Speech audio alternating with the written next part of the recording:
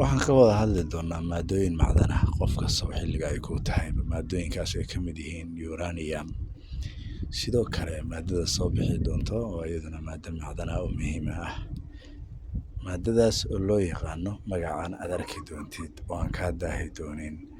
loo yaqaano tronium sidoo kale maadooyinka kale ee aad arki doontid ee macdanta ee muhiimka ah waxaa ka mid ah maada iyadana aad arki doontid